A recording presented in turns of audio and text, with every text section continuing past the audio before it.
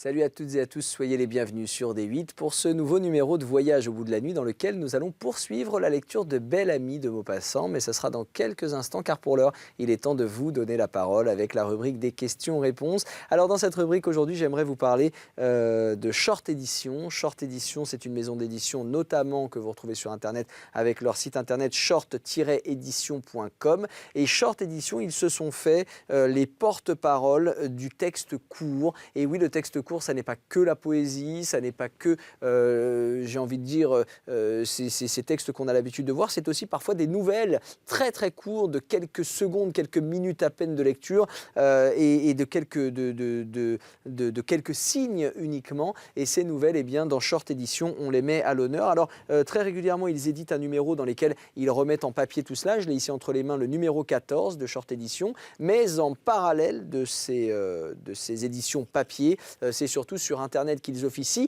Et au-delà d'Internet, ils vont encore plus loin, Short Edition, puisqu'ils ont décidé d'inventer un système duquel je vous ai déjà parlé dans cette émission, mais duquel je suis absolument fan et j'aimerais vous en reparler encore une fois. C'est un système de bornes qui sont un petit peu implantées un peu partout, notamment, j'ai envie de dire, dans des halls d'attente, dans des gares, dans des supermarchés. Et ces bornes, eh bien, elles vous présentent trois boutons, l'un qui dit 1 minute, l'autre qui dit 3 minutes et le troisième enfin qui dit 5 minutes. Et lorsque vous appuyez sur chacun de ces boutons, eh bien, vous avez comme un long ticket de caisse qui sort sur lequel est imprimé un texte qui est édité chez Short Edition. J'ai ici l'un de ces tickets entre les mains. Alors j'essaie de le faire tournoyer pour que vous ne soyez pas aveuglé par la lumière et que vous voyez un petit peu ce qu'il en est. Et sur donc cette espèce de grand ticket de caisse, il y a un texte imprimé. Donc le choix du texte est aléatoire fait par la borne et la durée de lecture de ce texte, eh bien, c'est en fonction du bouton sur lequel vous avez appuyé, 1 minute, 3 minutes, 5 minutes. Alors c'est vraiment fantastique parce que ça permet, lorsqu'on est dans une file d'attente de supermarché, dans un hall en train d'attendre un train ou quoi que ce soit, de se faire éditer un texte de manière complètement aléatoire, donc de se laisser surprendre aussi, et ensuite de lire ce texte. Et la différence avec des textes qu'on peut trouver sur les téléphones mobiles, par exemple, puisque Short Edition existe aussi sur Internet et donc sur les téléphones mobiles, mais la vraie différence, c'est plusieurs choses. La première, c'est le choix aléatoire du texte. La deuxième, c'est le fait qu'on a le papier qui sort. Je trouve ça rigolo, vraiment. Il y a quelque chose de matériel qu'on peut avoir entre les mains, c'est rigolo. Et puis, il y a aussi le fait que quand on est sur son mobile, pendant qu'on est en train de lire une nouvelle, un court texte ou quoi ou qu'est-ce, eh bien, on peut être interrompu par des notifications, par des SMS, alors que là, on peut vraiment décider pendant 1, 3 ou 5 minutes de laisser le portable dans la poche ou dans le sac à main et de se concentrer sur la lecture. Et enfin, dernière chose que je trouve fantastique, c'est le partage, qui est normalement l'une des vertus absolues de la littérature. Lorsque vous avez fini de lire ce petit papier, eh bien, vous pouvez le donner, le laisser sur un siège de tramway, le laisser sur la borne même pour quelqu'un qui passerait, qui voudrait récupérer, et donc, ou le donner, voilà, j'ai lu ça, ça m'a plu, tiens, lis ça. Et voilà, il y a vraiment ce partage. Alors, j'ai entre les mains l'un de ces textes que j'ai moi-même sorti d'une des bornes de Short Edition. Ils m'ont invité à venir découvrir cette borne et j'ai trouvé l'idée vraiment fantastique. Et lorsque j'ai appuyé sur le bouton, eh bien, c'est ce texte qui est sorti. Alors, lorsque vous avez entre les mains le texte. Alors en haut, ça dit Instant croqué, : la boîte à musique par Géraldine Blanc, c'est le titre et le nom de l'auteur. Puis vous avez tout le texte. Et enfin, quand vous êtes en bas du ticket de l'édition de ce texte, eh bien vous avez le logo de l'endroit qui vous offre ce texte. Et là, en l'occurrence, c'est la ville de Grenoble. La ville de Grenoble vous offre des histoires à lire sans attendre. C'est très beau, très joliment fait. Retrouvez cet auteur et plus de 30 000 autres histoires sur www.short-edition.com. Voilà, donc on va ensemble découvrir ce texte que je vais vous lire et j'espère que près de chez vous, il y aura très prochainement ces bornes et que vous pourrez vous aussi vous adonner à cela. En attendant, on lit le texte et après j'aimerais vous inviter à réagir avec le hashtag VBN sur les réseaux sociaux pour me dire ce que vous pensez de cette initiative que je trouve fantastique, mais aussi ce que vous pensez de ce texte qu'on va découvrir maintenant. Je vous souhaite une très très belle écoute. Instant croqué, la boîte à musique par Géraldine Blanc. Cet homme que je croise chaque matin dans sa librairie, je voudrais l'extraire, abattre les murs et voir ce qu'il y a derrière. Qui est-il? Je ne peux pas l'imaginer ailleurs que dans ce décor en papier carton, ailleurs que devant cette petite table et ces petites chaises, ces affiches aux couleurs éclatantes. Le seul endroit où je l'ai jamais vu. Je ne peux l'imaginer ailleurs que devant tous ces gens, souriant aimablement, murmurant des attentions touchantes. Quelle est sa vie ailleurs? Est-ce qu'il vit seul? Je ne peux raisonnablement pas l'imaginer au supermarché ou à la banque. Je ne peux lui associer ni une voiture, ni une maison, ni un trajet dans ma réalité. J'essaie pourtant. Je lui invente une histoire, des plaisirs, des amis. Je me demande quel genre de musique il peut écouter. Comment est-il quand il parle tout bas? De quelle manière pose-t-il ses doigts autour d'un verre lorsqu'il boit? Est-ce qu'il boit d'ailleurs? Est-ce qu'il boit? De quoi a-t-il soif? Aime-t-il? Rêve-t-il? Je l'imagine tant que je ne l'imagine plus. Je le perds de vue. Je n'emporte avec moi qu'une image. Alors je retourne à cette librairie, comme j'ouvrirais une boîte à musique. Ce même homme, à cette même place, il m'intrigue tant que je soulève plusieurs fois par jour le couvercle pour entendre sa petite mélodie. Il est toujours là. Il me regarde. Il me sourit dans un rituel immuable. Et telle une petite ballerine, je tourne autour de lui. Oui, mais que vais-je faire de tous ces livres? Et voilà pour ce court texte intitulé « Instant croqué, la boîte à musique ». C'est signé Géraldine Blanc et c'est un choix aléatoire de la borne sur laquelle j'ai appuyé et qui m'a permis de découvrir ce texte. Je trouve ça fantastique pour les gens curieux comme moi d'avoir un texte entre les mains qu'on n'a pas véritablement choisi, vers lequel on n'est pas allé. Et ça donne du coup à réfléchir et on a envie ensuite d'en débattre et de dire tiens, j'ai aimé, j'ai pas aimé, ça m'a parlé, ça m'a pas parlé. Eh bien c'est ce que je vous invite à faire. Hashtag VBN, réseaux sociaux, vous nous dites ce que vous avez pensé de ce texte. Tous les avis sont les bienvenus, tous les retours sont les bienvenus et ça permettra aussi de faire parler de cet auteur, Géraldine Blanc. Voilà, on va dire hashtag instant croqué ou hashtag la boîte à musique, c'est vous qui décidez. Hashtag Géraldine Blanc et surtout hashtag VBN et vous nous dites ce que vous en avez pensé. Mais surtout, vous nous dites ce que vous avez pensé de l'initiative de Short Édition. Je vous invite d'ailleurs à aller voir leur site short-édition.com et à regarder s'il y a des bornes comme celle-là près de chez vous. Allez-y, short-édition.com, vous réagissez, vous nous dites ce que vous en pensez, hashtag VBN, et pendant ce temps-là, eh bien, je vous réembarque dans la lecture qui va nous accompagner, vous vous en doutez, jusqu'aux toutes premières lueurs du jour. Et cette lecture, eh bien, c'est celle du roman de Guy de Maupassant. Il s'intitule Belle Amie, vous le connaissez certainement déjà. On le redécouvre ensemble et c'est un véritable plaisir. Lorsque nous nous quittions lors de la précédente émission, eh bien, nos deux amis découverts dans les premières pages, qui se sont retrouvés dans les rues de Paris, ces deux anciens camarades d'infanterie, se retrouvent donc dans les locaux du journal où travaille eh bien, ce jeune homme que l'on retrouve vieilli, de 27 ans, un petit peu grossi, Forestier. Alors on va reprendre donc la lecture là où nous en étions lors de la précédente émission. Je vous la souhaite très agréable et alors restez avec moi parce que vous ne le savez peut-être pas, mais alors on est ensemble jusqu'au bout de la nuit. Ça c'est une certitude, c'est un truc qui a été décidé beaucoup plus haut chez des gens qu'il convient de ne pas contrarier. Donc on est ensemble vraiment jusqu'aux toutes premières lueurs du jour. Ça c'est une évidence. Restez avec moi, je vous souhaite une très très belle écoute de cette lecture. Forestier réapparut, tenant par le bras un grand garçon maigre de 30 à 40 ans, en habit noir et en cravate blanche, très brun, la moustache roulée en pointe aiguë, et qui avait l'air insolent et content de lui. Forestier lui dit « Adieu, cher maître !» L'autre lui serra la main. « Au revoir, mon cher !» Et il descendit l'escalier en sifflotant la canne sous le bras. Duroy demanda « Qui est-ce » ? « C'est Jacques Rival, tu sais, le fameux chroniqueur, le duelliste. Il vient de corriger ses épreuves. Garin, Montel et lui sont les 3 premiers chroniqueurs d'esprit et d'actualité que nous ayons à Paris. Il gagne ici 30 000 francs par an pour 2 articles par semaine. » Et comme ils s'en allaient, ils rencontrèrent un petit homme, à longs cheveux, gros, d'aspect malpropre, qui montait les marches en soufflant. Forestier salua très bas. « Norbert de Varenne, dit-il, le poète, l'auteur des Soleils morts ou encore Un homme dans les grands prix. Chaque conte qu'il nous donne coûte 300 francs et les plus longs n'ont pas 200 lignes. Mais entrons, Napolitain, je commence à crever de soif. » Dès qu'ils furent assis devant la table du café, Forestier cria « Deux bocs !»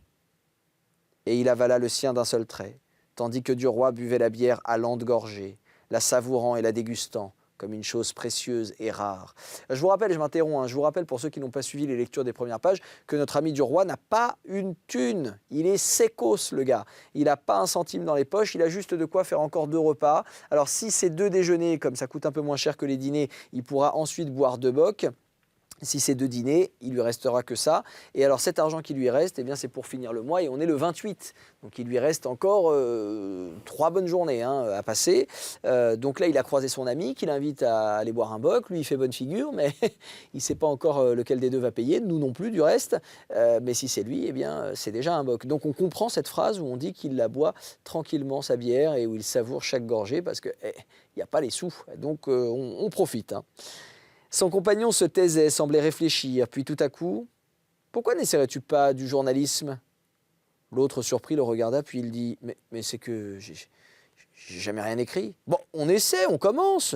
Moi, je pourrais t'employer à me chercher des renseignements, à faire des démarches et des visites. Tu aurais au début 250 francs par mois et tes voitures payées. Veux-tu que j'en parle au directeur ?»« Mais certainement que je veux bien. Alors, fais une chose. Viens dîner chez moi demain.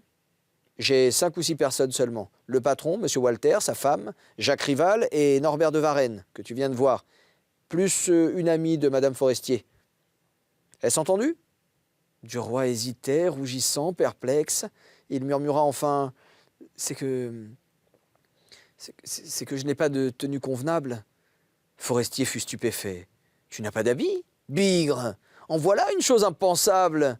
Oh, un bel habit est indispensable pourtant. À Paris, vois-tu, il vaudrait mieux n'avoir pas de lit que pas d'habit.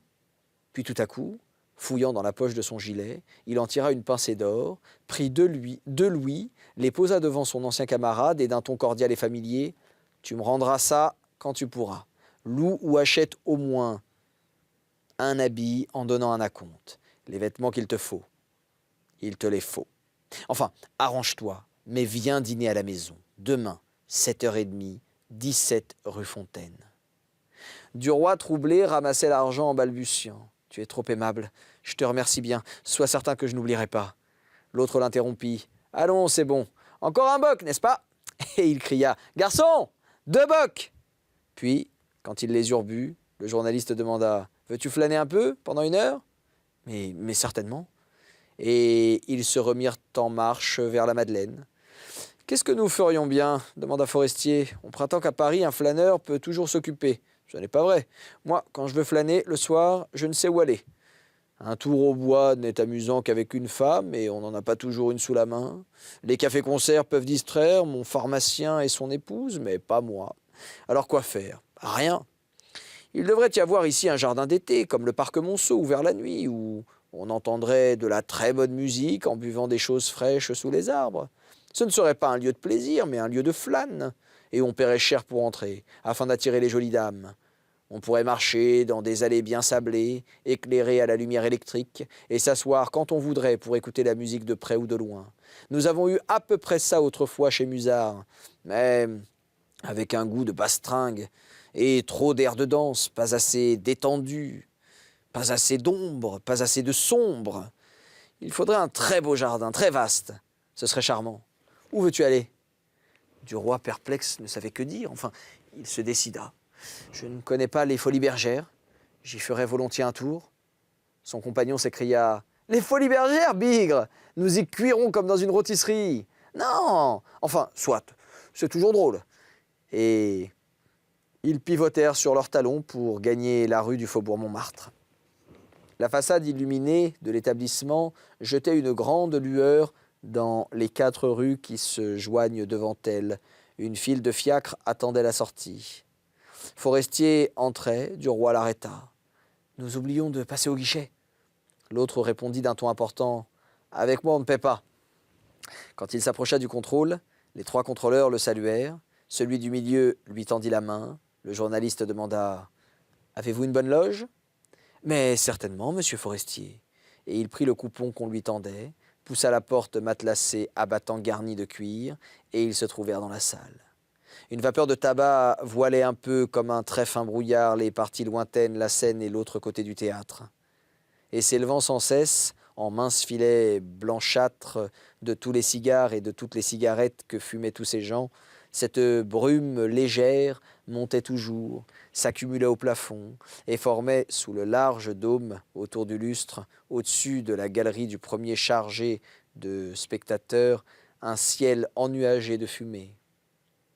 Dans le vaste corridor d'entrée qui mène à la promenade circulaire où rôde la tribu parée des filles, mêlée à la foule sombre des hommes, un groupe de femmes attendait les arrivants devant un des 3 comptoirs où trônaient, fardés et défraîchis, 3 marchands de boissons et d'amour. Les hautes glaces, derrière elles, reflétaient leur dos et les visages des passants. Forestier ouvrait les groupes, avançait vite en homme qui a droit à la considération. Il s'approcha d'une ouvreuse. « La loge 17, dit-il. Par ici, monsieur. » Et on les enferma dans une petite boîte en bois, découverte, tapissée de rouge, et qui contenait 4 chaises de même couleur, si rapprochées qu'on pouvait à peine se glisser entre elles. Les 2 amis s'assirent et, à droite comme à gauche, suivant une longue ligne arrondie aboutissant à la scène par les 2 bouts, une suite de cases semblables contenait des gens aussi assis également et dont on ne voyait que la tête et la poitrine. Sur la scène, 3 jeunes hommes en maillot collant, un grand, un moyen, un petit, faisaient tour à tour des exercices sur un trapèze. Le grand s'avançait d'abord, à pas courts et rapides, en souriant, et saluait avec un mouvement de la main comme pour envoyer un baiser. On voyait sous le maillot se dessiner les muscles des bras et des jambes. Il gonflait sa poitrine pour dissimuler son estomac trop saillant, et sa figure semblait celle d'un garçon coiffeur, car une raie soignée ouvrait sa chevelure en 2, juste au milieu du crâne. Il atteignait le trapèze d'un bond gracieux et pendu par les 2 mains, tournait autour comme une roue lancée, ou bien, les bras roides, le corps droit, il se tenait immobile, couché horizontalement dans le vide, attaché seulement à la barre fixe par la force des poignets. Puis, il sautait à terre, saluait de nouveau en souriant sous les applaudissements de l'orchestre et allait se coller contre le décor, en montrant bien à chaque pas la musculature de sa jambe. Le second, moins haut, plus trapu, s'avançait à son tour et répétait le même exercice que le premier, recommençait encore, au milieu de la faveur plus marquée du public. Mais Duroy ne s'occupait guère du spectacle, et la tête tournée, il regardait sans cesse derrière lui le grand promenoir plein d'hommes et de prostituées.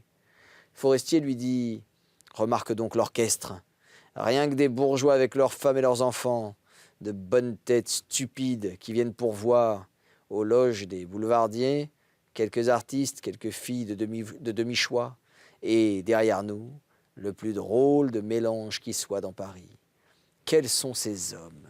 Observe-les, il y a de tout, de tous les domaines. Voici des employés, employés de banque, de magasins, de ministères, des reporters, des souteneurs, des officiers en bourgeois, des gommeux en habits, qui viennent de dîner au cabaret et qui sortent de l'opéra avant d'entrer aux Italiens. Et puis encore, tout un monde d'hommes suspects qui défient l'analyse. Quant aux femmes, rien qu'une marque. La soupeuse de l'américain, la fille à 1 ou 2 louis qui guette l'étranger de 5 louis et prévient ses habitués quand elle est libre. On les connaît toutes depuis 10 ans. On les voit tous les soirs, toute l'année, aux mêmes endroits, sauf quand elles font une station hygiénique à Saint-Lazare ou à Lourcine. Duroy n'écoutait plus. Une de ces femmes, étant accoudée à l'horloge, le regardait. C'était une grosse brune à la chair blanchie par la pâte, à l'œil noir, allongé, souligné par le crayon, encadré sous des sourcils énormes et factices. Sa poitrine trop forte tendait la soie sombre de sa robe, et ses lèvres peintes, rouges comme une plaie, lui donnaient quelque chose de bestial, d'ardent, d'outré, mais qui allumait le désir cependant. Elle appela d'un signe de tête une de ses amies qui passait, une blonde aux cheveux rouges, grasse aussi, et elle lui dit d'une voix assez forte pour être entendue « Tiens, voilà un joli garçon. S'il veut de moi pour 10 louis, je ne dirai pas non. » Forestier se retourna et souriant, il tapa sur la cuisse de Duroy. « C'est pour toi ça? Hein, tu as du succès, mon cher. Mes compliments. » L'ancien sous-off avait rougi et il tâtait d'un mouvement machinal du doigt les 2 pièces d'or dans la poche de son gilet. Le rideau s'était baissé. L'orchestre maintenant jouait une valse. Duroy dit « Si nous faisions un tour dans la galerie ?»« Comme tu voudras. » Ils sortirent et furent aussitôt entraînés dans le courant des promeneurs. Pressés, poussés, serrés, ballottés, ils allaient, ayant devant les yeux un peuple de chapeaux, et les filles, 2 par 2, passaient dans cette foule d'hommes, la traversaient avec facilité, glissaient entre les coudes, entre les poitrines, entre les dos, comme si elles eussent été bien chez elles, bien à l'aise, à la façon des poissons dans l'eau, au milieu de ce flot de mal. Du roi ravi se laissait aller, buvait avec ivresse l'air vicié par le tabac, par l'odeur humaine et les parfums des drôlesses. Mais Forestier suait, soufflait, toussait.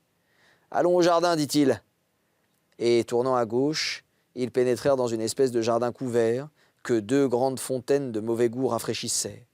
Sous des ifs et des tuyas en caisse, des hommes et des femmes buvaient sur des tables de zinc. « Encore un boc ?» demanda Forestier. « Oui, oui, volontiers. » Ils s'assirent en regardant passer le public. De temps en temps, une rôdeuse s'arrêtait, puis demandait avec un sourire banal « M'offrez-vous quelque chose, monsieur ?» Et comme Forestier répondait « Un verre d'eau à la fontaine », elle s'éloignait en murmurant « Va donc, mufle !» Mais la grosse brune qui s'était appuyée tout à l'heure derrière la loge des 2 camarades reparut, marchant arrogamment, le bras passé sous celui de la grosse blonde. Cela faisait vraiment une belle paire de femmes, bien assorties. Elle sourit en apercevant du roi, comme si leurs yeux se fussent dit déjà des choses intimes et secrètes, et prenant une chaise, elle s'assit tranquillement en face de lui et fit asseoir son ami, puis elle commanda d'une voix claire « Garçon, 2 grenadines !» Forestier surpris prononça « Tu ne te gênes pas, toi ?» Elle répondit « C'est ton ami qui me séduit. C'est vraiment un joli garçon. Je crois qu'il me ferait faire des folies. » Du roi, intimidé, ne trouvait rien à dire. Il retroussait sa moustache frisée en souriant d'une façon niaise. Le garçon apporta les sirops que les femmes burent d'un seul trait, puis elles se levèrent, et la brune, avec un petit salut amical de la tête et un léger coup d'éventail sur le bras, dit à du roi « Merci mon chat, tu n'as pas la parole facile. » Et elles partirent en balançant leur croupe. Alors, Forestier se mit à rire. « Dis donc mon vieux, sais-tu que tu as vraiment du succès auprès des femmes? Il faut soigner ça, hein? Ça peut te mener loin. » Il se tut une seconde, puis reprit avec ce ton rêveur des gens qui pensent tout haut. « C'est encore par elle qu'on arrive le plus vite. » Et comme du roi souriait toujours sans répondre, il demanda « Est-ce que tu restes encore? Moi, je vais rentrer, j'en ai assez. » L'autre murmura « Oui, je reste encore un peu. » Il n'est pas tard. Forestier se leva. « Eh bien, adieu alors. À demain. N'oublie pas, 17 rue Fontaine, 7h30. C'est entendu. À demain, merci. » Ils se serrèrent la main et le journaliste s'éloigna. Dès qu'il eut disparu, du roi se sentit libre. Et de nouveau, il tâta joyeusement les 2 pièces d'or dans sa poche, puis se levant, il se mit à parcourir la foule qu'il fouillait de l'œil. Il les aperçut bientôt, les 2 femmes, la blonde et la brune, qui voyageaient toujours de leur allure fière de mendiante à travers la cohue des hommes. Il alla droit sur elle, et quand il fut tout près, il n'osa plus. La brune lui dit « As-tu retrouvé ta langue ?» Il balbutia « Parbleu, sans parvenir à prononcer autre chose que cette parole. Ils restaient debout, tous les 3, arrêtés, arrêtant le mouvement du promenoir, formant un remous autour d'eux. Alors tout à coup, elle demanda « Viens-tu chez moi ?» Et lui, frémissant de convoitise, répondit brutalement « Oui, mais je n'ai qu'1 louis dans ma poche. » Elle sourit avec indifférence. « Ça ne fait rien. » Et elle prit son bras en signe de possession. Comme il sortait, il songeait qu'avec les autres 20 francs, il pourrait facilement se procurer en location un costume de soirée pour le lendemain. Et c'est ainsi que s'achève ce premier chapitre de Bel Ami de Guy de Maupassant. Et vous l'avez certainement compris, avec lui va aussi s'achever notre émission. Alors avant de se quitter, il ne me reste que quelques secondes et je vais les employer à vous rappeler les fondamentaux de cette émission. Tout d'abord que vous pouvez réagir, continuer de le faire, de faire vivre cette émission, notamment sur les réseaux sociaux avec le hashtag officiel de ce programme, le hashtag VBN. Deuxièmement, vous dire aussi que toutes les émissions, y compris celles-là, sont disponibles sur le replay qui sont sur le www.d8.tv. Et puis vous dire enfin que nous allons nous retrouver très prochainement sur D8 pour un autre numéro de Voyage au bout de la nuit dans lequel nous poursuivrons la lecture de Bel Ami en reprenant à l'endroit où nous nous sommes quittés à l'instant, c'est-à-dire à la fin du chapitre 1er, alors que notre ami du roi est en train d'aller chez cette belle brune chez laquelle il risque de s'adonner à des activités interdites aux moins de 18 ans. C'est la raison pour laquelle je n'en dis pas plus et je vous invite d'ici à notre prochain rendez-vous à en faire de même. Faites l'amour, vous allez voir, c'est plaisant. À très vite sur D8, bye bye.